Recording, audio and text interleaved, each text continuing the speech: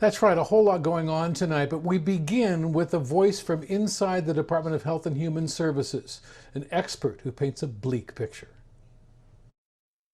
Without better planning, 2020 could be the darkest winter in modern history. Chilling words that pack a powerful image as vaccine expert Rick Bright faces a House subcommittee today.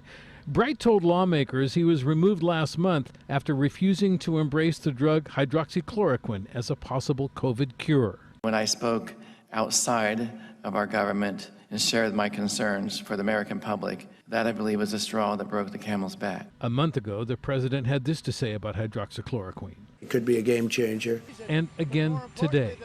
We've had tremendous response to hydroxy. But recent studies have shown the drug can cause fatal heart problems. Did the president's obsession with this issue distract you and others on your team from your mission of saving lives? The directive we received to prioritize and put an expanded access protocol in place within 48 hours was extremely distracting to dozens of federal scientists. President Trump rejected Bright's claims. But I watched him, and he looks like an angry, disgruntled employee who, frankly, according to some people, didn't do a very good job. Bright also told lawmakers his early warnings about drug and gear shortages were ignored. He shared one disturbing email he received from a medical supplier in January. Our mask supply, or N95 respirator supply, was completely decimated. And he said, we're in deep, the world is, and we need to act. And I pushed that forward to the highest levels I could in HHS and got no response. So people died because you weren't listened to? People died because they didn't have appropriate protective equipment.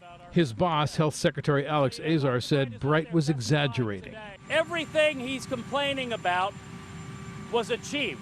Some lawmakers have been critical of the CDC's apparent reticence to release these guidelines, obtained last week by the Associated Press, that instruct schools and businesses how to reopen safely. The White House rejected it, saying it was too strict.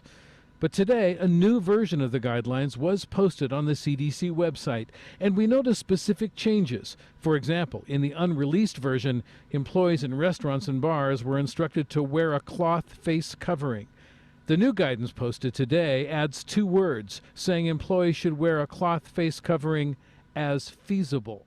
Tonight, I spoke with Dr. Michael Hochman at the USC Keck School of Medicine. I would like the CDC to be as clear and unnuanced as possible with these recommendations. It appears some people may not be getting the message. In Wisconsin, after the state Supreme Court nullified the governor's stay-at-home order, bars were jammed. In Michigan, some 250 protesters returned to the Capitol to demand their statewide restrictions be lifted. And as states begin to reopen, new findings from the National Institutes of Health show respiratory droplets could remain in the air for 8 minutes, raising concerns about how long the virus may linger.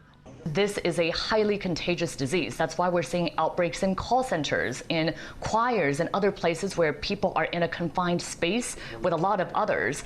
And I do really worry when social distancing guidelines are lifted. It's worth noting that at nearly half of the states, 24 states over the past week, have seen a declining number of new cases of the coronavirus.